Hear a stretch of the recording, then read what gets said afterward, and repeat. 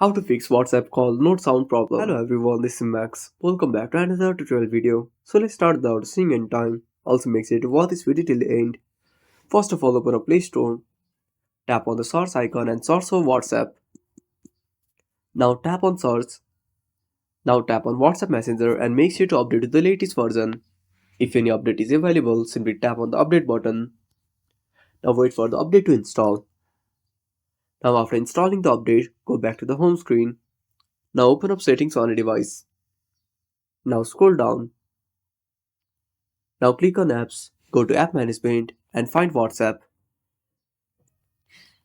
Now tap on WhatsApp, click on force stop and go to storage usage. Now tap on clear cache. Now once you're done, simply go back. Now tap on permissions. Now tap on music and audio. Now give the permission. Again tap on microphone. Now give the permission. Now restart the application. Also tap on phone. Give the permission. Now restart the application. I hope this should fix the issue.